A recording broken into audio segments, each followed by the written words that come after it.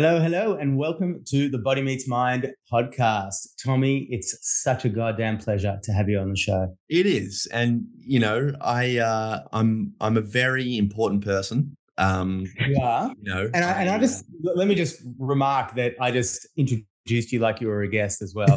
It's so wonderful to have you on the show, as I do have you on the show yeah, every single episode, it's and you so have me on wonderful. the show every single Yeah, episode. it's important. It's wonderful to have you on the show. Given the fact that you're on at least 100% of the shows, and we hope that continues. No, it's good. It's great to be Absolutely. here. We haven't recorded one in a while, Paulie. So I'm really excited about it. How are you doing down there in lovely Melbourne? Yeah, Melbourne's going great. Look, there's been a lot of look. I think I've actually had the opposite extreme of life to what you've been experiencing. You've had a lot of upheaval and stirring and a lot of displacement. And I've had a lot of grounding and a Yeah, lot of at risk of at lack of a better word, perhaps a slightly vanilla existence, right. A bit of which, groundhog. it's always nice to have a little bit of texture of both, but as it seems, you've been having a little bit too much of the other side of the fence. Well, mate, that's actually a lovely segue for today's guest, because what I love about music is that it does flow between two. You know, the chaos and the difference in the verses. You know, and the changes in the bridge and the verses, but then also a lovely, safe, certain structure of a chorus. So, what do you reckon? Should we get into it? I love that, and I love that segue as well, Tommy.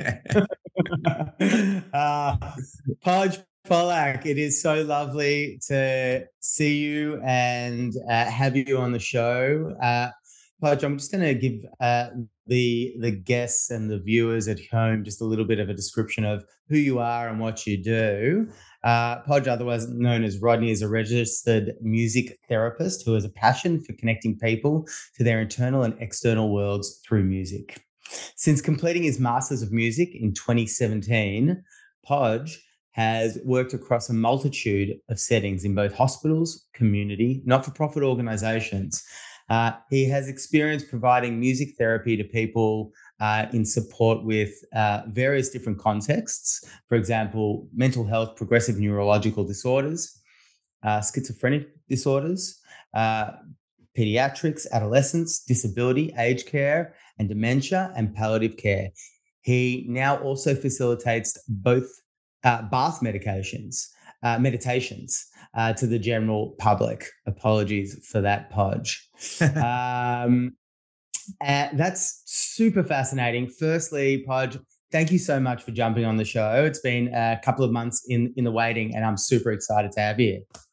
Yeah, thanks for having me. And yeah, very excited to be here. And I think that little Freudian slip about the meditation was really apt, because music is a medicine. So I think that's the hat I wear in what I do. So thank you for that Freudian slip. I might change it let's to start there.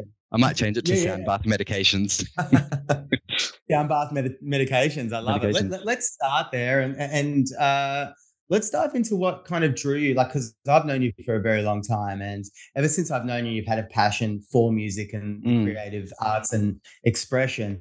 I'd love to dive into what kind of drew you into the world of making it a lifestyle for yourself, but also for those around you, and a medication to be prescribed to others. Yeah, it's a great question. So, I started playing guitar when I was 9 years old, and music for me, and in terms of playing, it was always something very kind of personal, and something I didn't love sharing. Didn't actually love practicing guitar either, so it was kind of a bit of an uphill battle. And it was kind of always in the background. I was, did BCE music at school.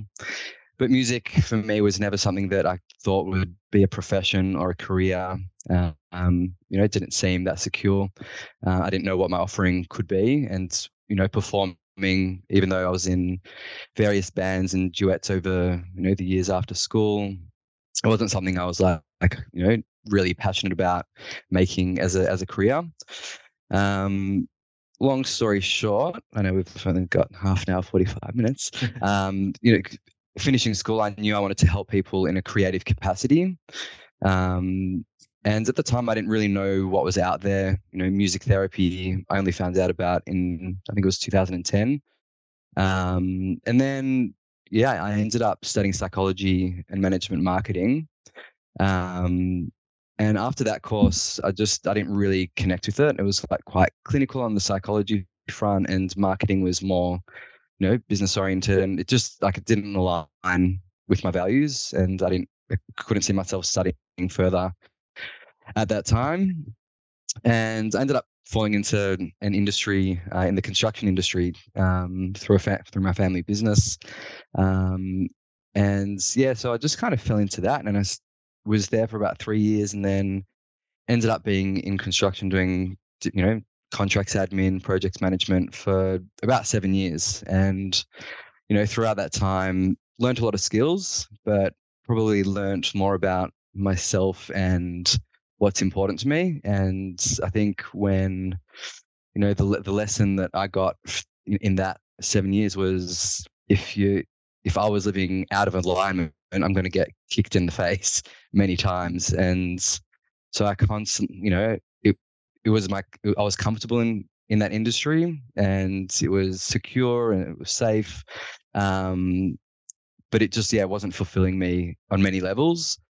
And so, throughout my 20s, everyone that I met, I just was curious about what they did as a profession, as a career.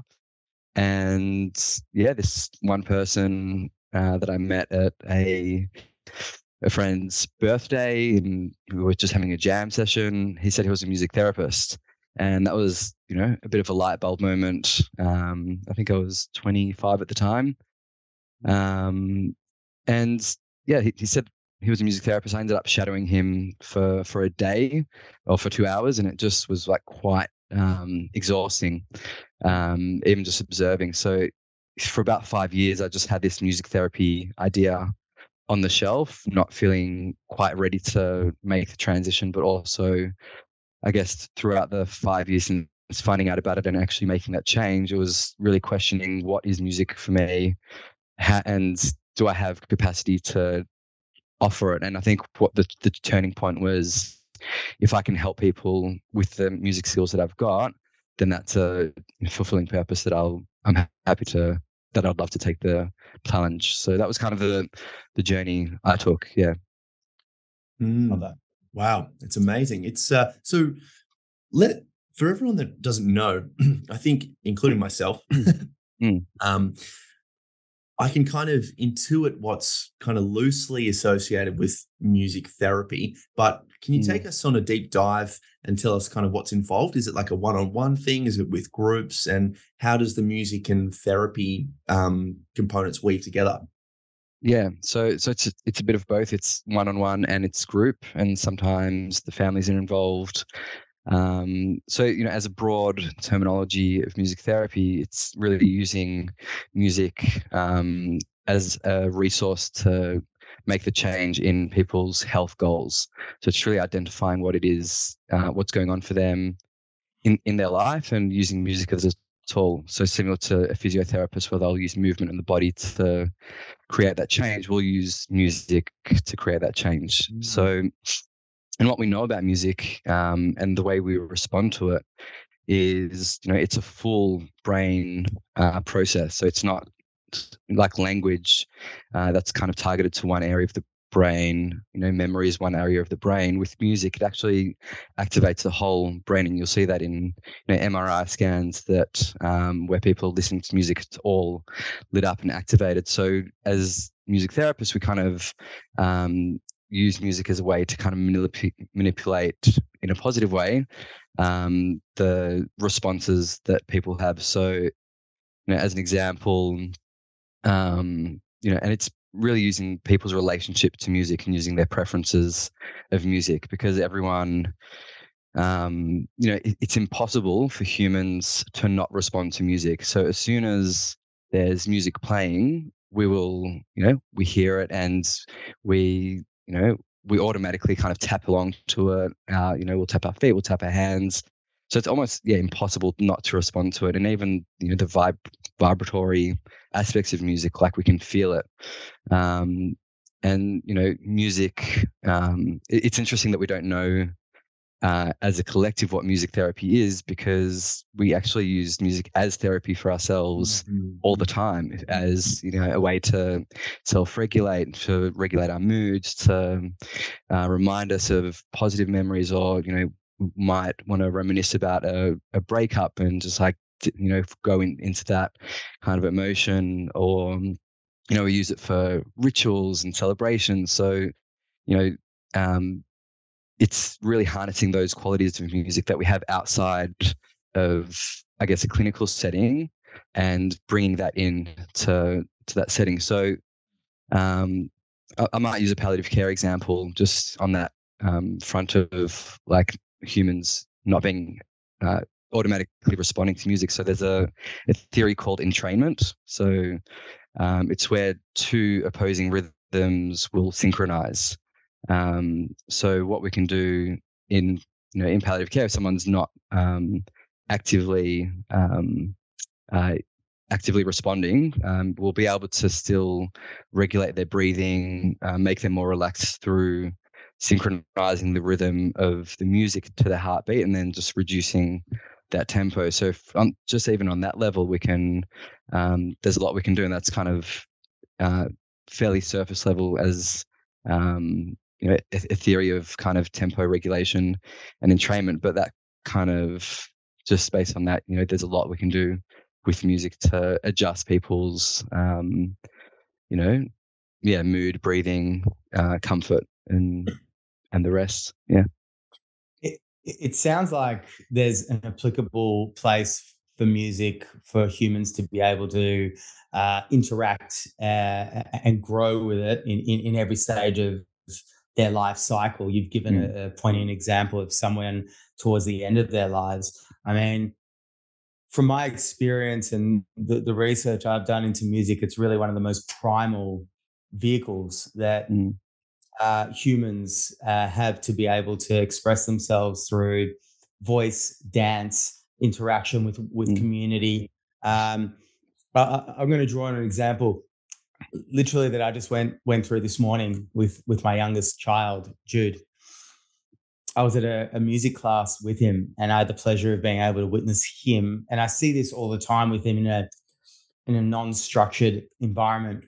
But I had the pleasure of going to a music class that he goes to. He's only 23 months old, but the unbridled connection that kids have to music and rhythm and self-expression through the way they connect with music before self-doubt and what am I looking like in this environment versus just being a complete natural essence and connection with an external force becoming into your internal world was a beauty to behold. And I'm not just saying that because I'm his dad. Yes, you are, mate. Yes, you are. It was a really beautiful thing to be able to see, because I feel like once we step into different stages of development, certain, like I said, levels of self-consciousness come into the picture, disallowing us to connect to these primal connections with the music world. Yeah. Yeah, go ahead. No, I was just going to say that kind of sense of presence that people have engaging with music and music making, and when there's this collective experience in a group environment, they're kind of like stripped from whatever's going on in their minds. And it might take, music can take us deeper into our emotions, but it can also take us out, and like just in terms of becoming present, having that state of flow and connecting to others, which is powerful. Like on that as well, like when you were talking, Paulie, what I'm thinking more is around this idea of how music is the conduit that binds all of us into a collective power. It merges us. And the scene that I don't know why my head works like this, but I just see everything in pictures. And when you were talking, I pictured. Do you guys see the? Can't remember. It's the first or the second Matrix where they're all dancing in unison, and it's just this. It's all one the way they do it, and it's just unbelievably beautiful. And it's my favorite therapist calls this kind of thing like when the lonely I merges into the we. And it's got to be one of the most powerful forces that we have. I actually, just to bounce off that, Podge, do we know anything about the evolutionary reasons as to why music is so powerful? I remember reading a theory as to, I'm not sure if it was conclusive or anything, but how close we are to the rhythm of our mother's heartbeat when we're in utero, and if that has something to do with it. But yeah, I'd love to hear your thoughts. Yeah, I mean, if we think about the heartbeat, we are actually, we're rhythmic beings. Everything in nature, in the world, is pulsating. There's a beat, there's a harmony, there's music to it. So I don't know from an evolutionary perspective, but what you said about the mother's heartbeat and that connection, there's I guess just going to I spoke about palliative care for a bit, but going back to birth, so children that are born prematurely, often, in the hospital setting, there's this disconnect from their mothers, from their fathers. And what we do as music therapists is like using music as a way to form that bond. And part of that is just connecting to the heartbeat, connecting to the rhythm of each other. And yeah, music's a great way to connect to that as well. So, but from an evolutionary perspective, I can't quite answer that. But there's definitely that's not your fault. yeah. But there's definitely a rhythmic aspect to it, and I think just the way we communicate, and it's quite a highly evolved evolutionary process, and we're really built to respond and engage with music. The palliative care example is particularly powerful for me because we did a podcast on this, Paulie and I. It was about 5-ish months ago now, but a very close companion of ours passed away. He was in palliative care. He was our older dog, a Beagle, and I rushed to Kmart of all places that day because I was really felt the real need to just get a photo, because I'd been putting it off for so long to get a photo of Steve. I called him Steve. It was a human name. I've been wanting to do that my whole life, just by the way. So I rushed to Kmart to get it, and Shiny Happy People by REM came on, and I bawled my eyes out because I remember seeing my mum dance to that. It was just, there's a lot of emotional significance to that song, but now I can't listen to that song. I try to. I honestly do try to. I had it in a playlist once, and it just makes me cry way too quickly. It's way too powerful. So it's amazing how music can do that. It can just bring you back into these emotions. So the palliative care scenario, I think, is like really powerful for me. Yeah, and I think that's true. Sorry to hear about the loss. No, okay. Thanks for sharing that. But that it's a good point, because this is one song that for you, it's got this response that's highly emotional, and it has grief in there.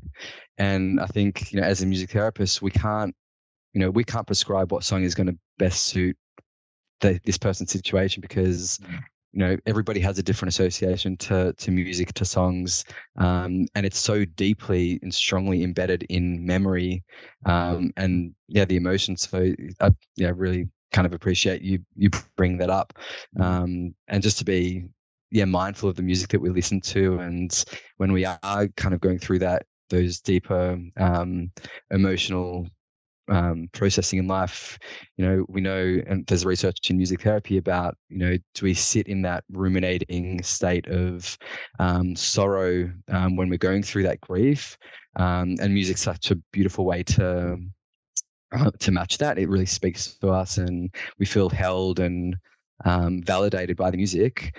But it's also important not to kind of stay in that ruminating music listening for too long. It's actually important to have music that kind of brings you out of that as well. So yeah, we talk a lot about like creating playlists that are gonna really match where you're at, but then also move you out.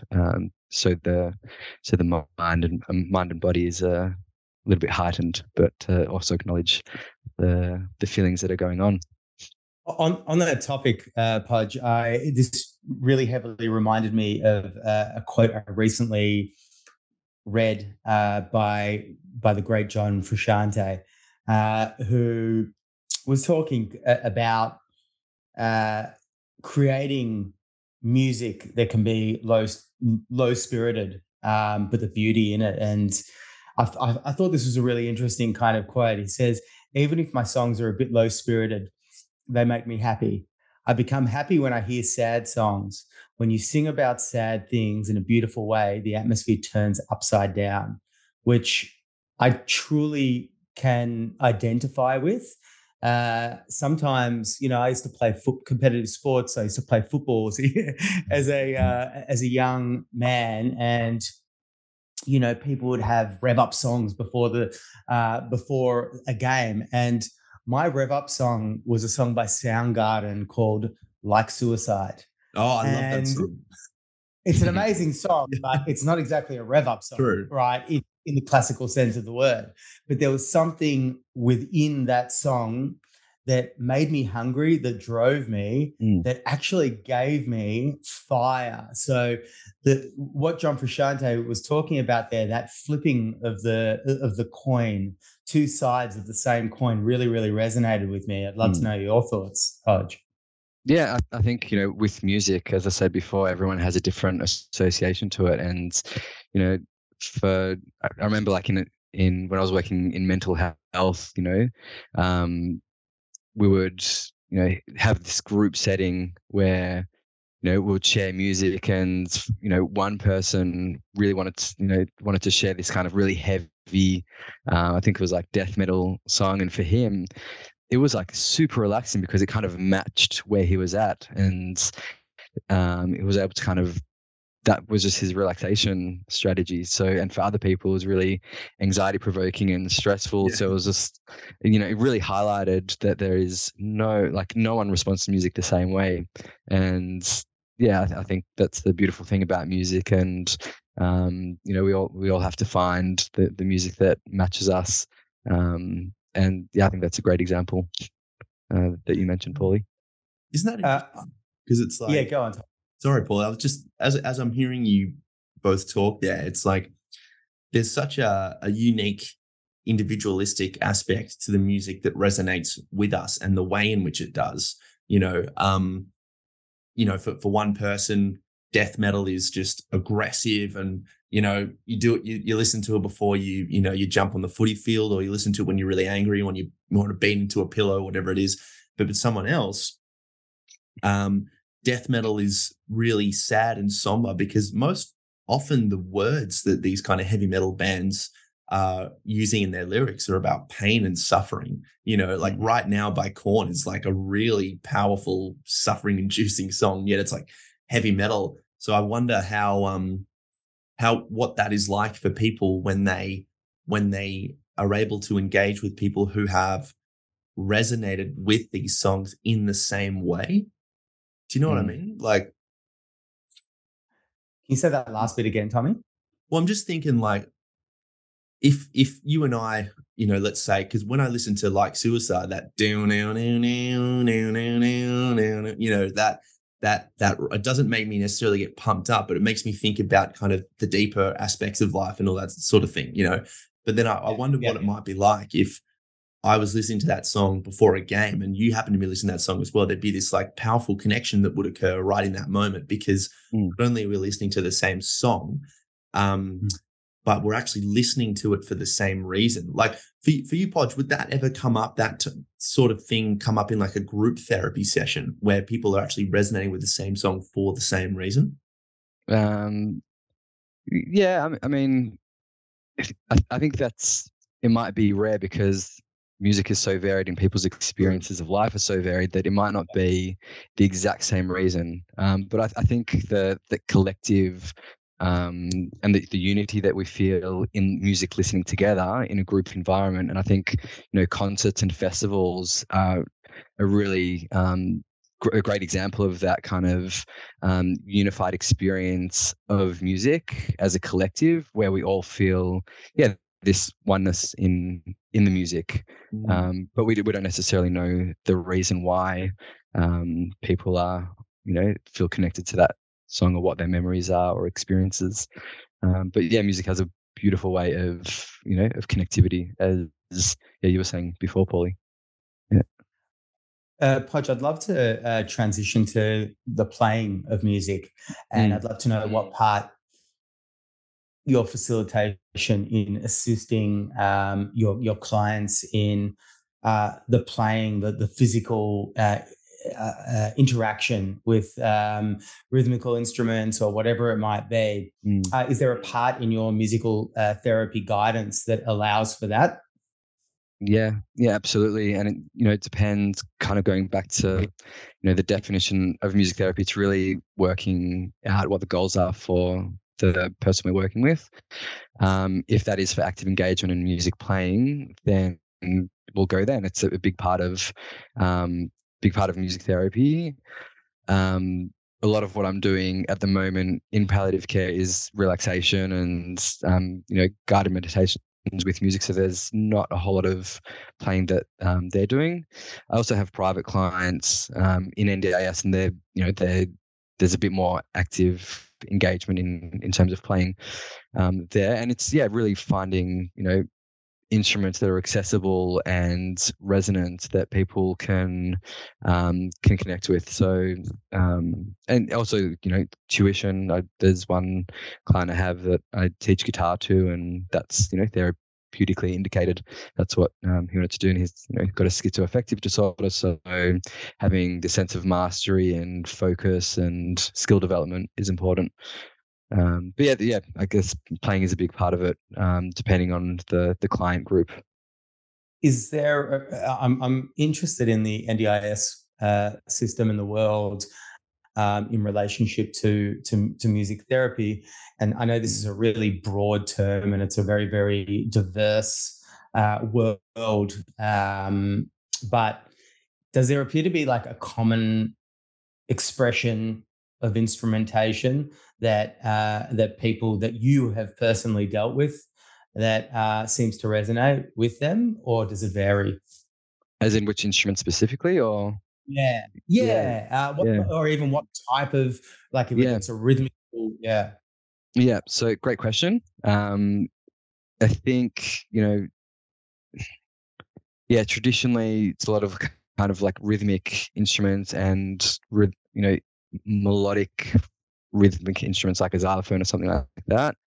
In the last year, I've been using, I kind of collected a whole lot of like traditional sound healing instruments, and that's kind of where I'm moving my practice to. So I've purchased a handpan, which is that UFO looking instrument, and it resonates for days. And most people in sessions, they just really connect to playing that because it's such a strong vibration, and it really kind of, you can feel it in the body. So I think people, a lot of like in NDIS, it's a lot about kind of regulating anxiety and mood and having this kind of tactile experience. And the handpan has been something that has resonated for people really, really strongly, and it's quite easy to play with beaters and the rest. So kind of leaning towards that at the moment, but traditionally, percussive instruments or anything that's kind of accessible, and also just kind of trying out different instruments. So bring them different instruments to sessions and seeing what they connect to, because everyone has a different relationship to music, everyone has a different relationship to instruments. So I kind of walk into sessions sometimes with a full load of instruments, just to get the right one for them. Like I'm like Yeah. picturing like a Dick Van Dyke type thing in Sound of Music, and you got the whole one. Exactly. It's pretty much that. I'm just missing the bass drum on the back. Yeah, that's right. That's right. I do love that, because the preparation that you must have when you first step into a session is that of really preparing yourself for being super intuitive. Obviously, there's probably like other preparation that can take place, but intuition must play a really big role in connecting with your clients. Yeah, spot on. And it's interesting that you say that, because I'm just kind of reflecting back to, studying the Masters of Music Therapy, and such a big part of it was planning for sessions. And we had to do like these treatment plans, which, we need to do. But then in the session, just, whatever you've got planned is just thrown out the window, and being able to kind of just really meet the person where they're at, what they need, and just really be guided by them. It's quite amazing how kind of sessions you think it's going to happen one way, and then it's just out the window in the most beautiful way. I'm sure, Tom. I'm sure you and I, Tom, can both kind of relate to that as well in the work that we do. You can create as rigid a structured session as you possibly want to, but ultimately, when you're in the flow of the interaction of the session, your client requires something. You can intuit that, and you need to follow suit. Yeah. Absolutely. I totally agree. And I think planning in the beginning is good when you're a beginner at something, and I think you'd like driving a car, you have to really plan where you're going to go, because you don't know what you're doing. And I think eventually these kind of unconscious systems take over as they become more integrated, and you become more and more of an expert at something. And eventually work that's fulfilling starts to really feel like flow, and I think flow is like the epitome of what we're all trying to achieve in our personal and professional endeavors. Podge, I would love to know what drew you to palliative care. That's a particularly interesting area for me. So, yeah, good question. Thanks for asking. My first placement at uni was in palliative care, and I just like remember the feeling in my body and my mind. I was like, oh, it's gonna be dark, depressing. I'm not ready for that. I don't want to do it. It's going to be really challenging. I had, people in my life that had passed. I'm like way too triggering. I'm not like just all this kind of fear response. And then when I was in it, talking about flipping the coin, like about my expectation of what it was and what it actually is, was completely different. And we think of palliative care as death, grief, sorrow, which there is part of that, but the overall goal of palliative care is quality of life. And I think what changed for me and what really resonated was that these people are alive. They've still and if palliative is from their diagnosis to the end. And there's a whole lot that can be, there's a whole lot of living in that time. And I think, my experience of palliative care in the placement was that these, people at the end stage of their life, they hold all the wisdom, all the lessons, all the vulnerability and openness, and they're really generous. And to be, if I think about myself in that stage of life, I imagine it's like quite a space of solitude, and like just wanting to be with family and friends, and to let a stranger in and share like such intimate experiences, and be open to like what is music therapy. Like people don't know, and it's like it can be a really easy sell, it can be a hard sell, but yeah, just for the simple fact of them letting me into their world at that stage of their life is, very generous. And it was, out of all the placements that I had, and, I was at the Royal Children's, I was at Scope, so adult disability, and I was in India for a placement. But yeah, the palliative was just the most meaningful, and where I saw the music really impact the biggest change in a meaningful way. So that's kind of what resonated really strongly for me, and that's why I'm in it, and I think I will be in it for a long time. But with that, there's a fine balance of how much time I spend doing that. And for a little bit, I was doing it full time, and I don't think that's sustainable. Sure. So at the moment, I'm just doing it, 2 days a week, pretty much. Yeah, which I think is a sweet spot.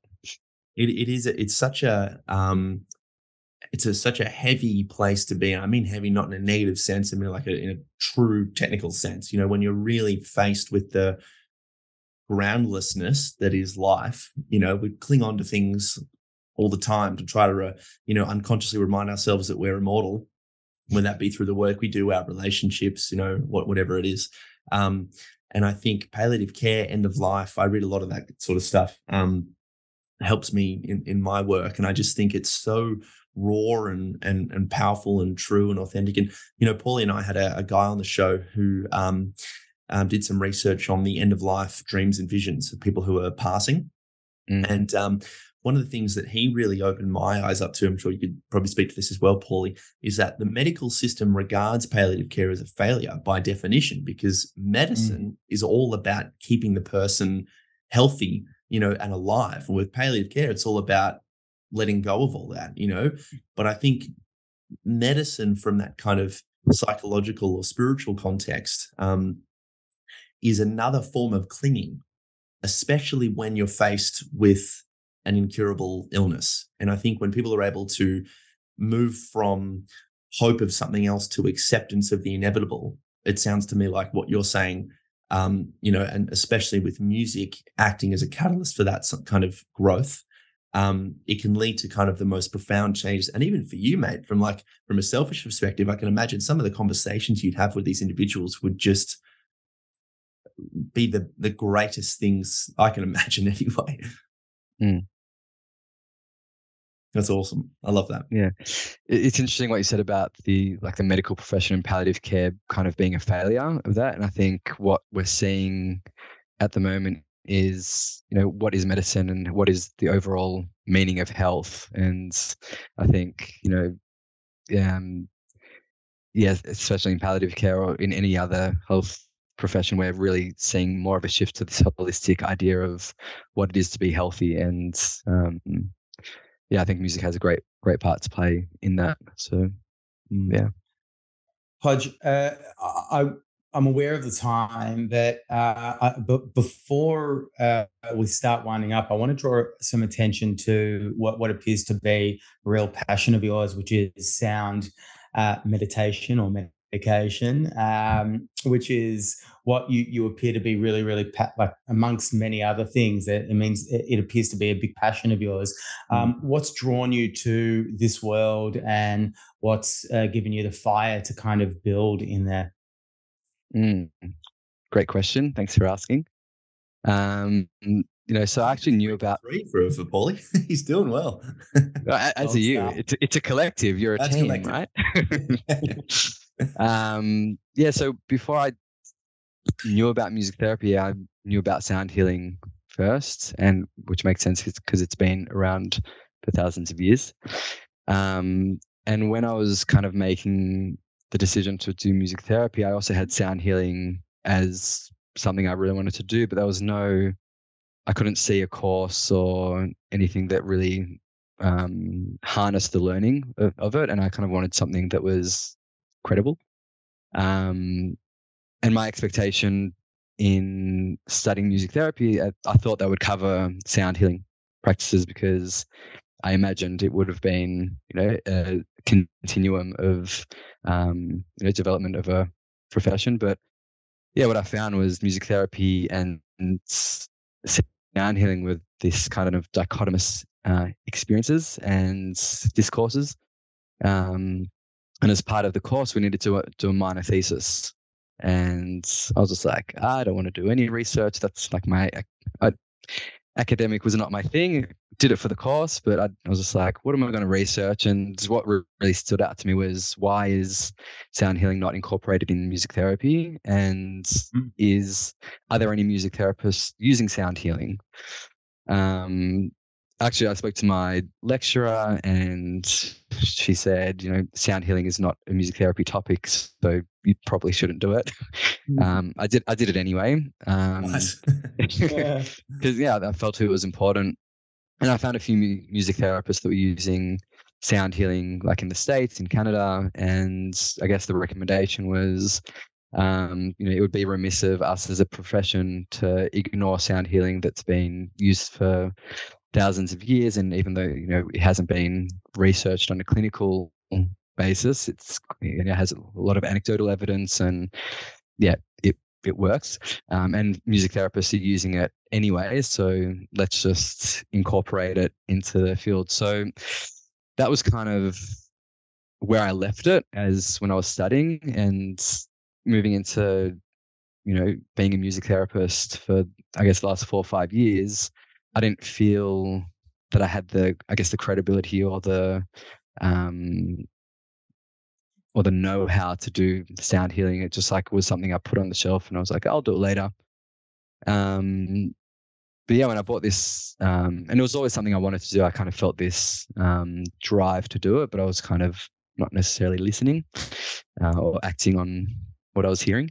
And then, purchased the handpan a year and a bit ago, and I was doing guided relaxations originally on guitar, and then brought the handpan into it, and people's experiences, from what they told me, was just a lot deeper, a lot more visual, a lot more emotive, a lot more resonant. And then I was doing a workshop for very special kids, and kind of towards the middle of last year, and I wanted to do this kind of sound bath meditation. So I just bought a whole lot of instruments that kind of tied in as well. In April, I went up to Cairns. I bought a yidaki, or traditionally known as a didgeridoo.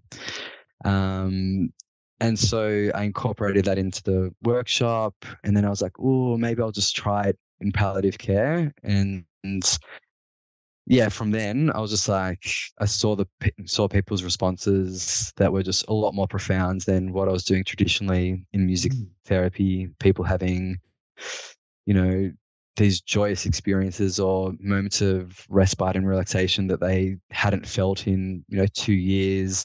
Their breathing just really regulated more strongly than what I was doing before. And just this deep restorative practice. And so, I started incorporating that into music therapy. And it is, looking back on it, I probably should have just done that years ago, because it still is music therapy. It's not that much different to what I was doing, different instrumentation, and it's using the sound and the vibrations and the frequencies to make that change. And then I guess, when I was working in palliative care full time, I was getting burnt out a little bit. And so I think my passion was leading more towards working with healthier people and using music in a way to support them.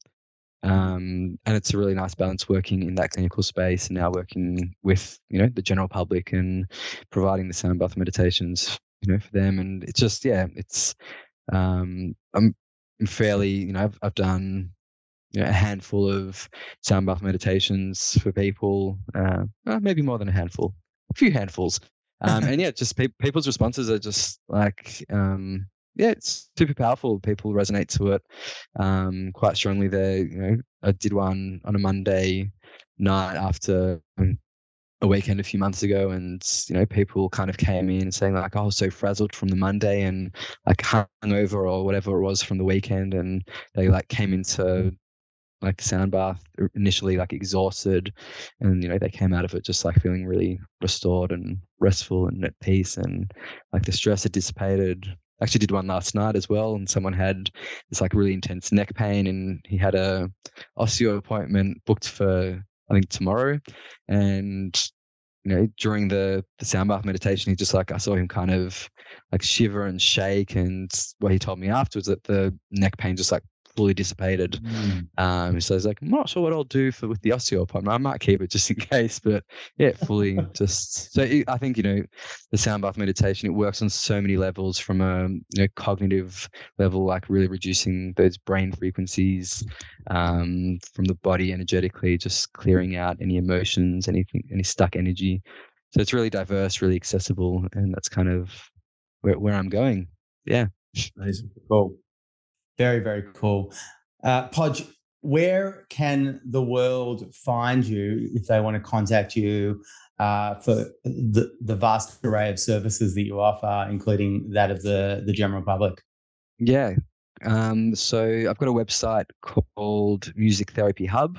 So www.musictherapyhub.com. I'm also on Instagram, so just at Podge, so Poj Integral Sound. Can connect through there, and I'm happy to share my number. I've also got an email address, contactmusictherapyhub@gmail.com. So a few points of contact, and happy for you to share that. We will certainly do that. We will certainly do that. We'll offer that all in the show notes, and get any information that you want out to the community. Yeah, awesome. Appreciate it. Mate, fantastic. Thank you so much. We'll definitely have to do a round 2 again, because I think we've only scratched the surface, or listen to the first 5 minutes of a sound bath medication. Got to change the name on the website. Yeah, exactly. I've got a whole entire list of questions that I want to follow up with already that are churning through my mind, but we'll save that for another day if you're open to jumping back on the show. I would love to come back. It's been really nice kind of reflecting and sharing, and having the conversation with you both. Really, it's been wonderful having you on the show, Podge. Thank you, mate. And thank you all. Thanks for having me. Once again, thank you, Podge. Thank you, Paulie. Thank you, everyone. And we will talk to you soon. Bye-bye.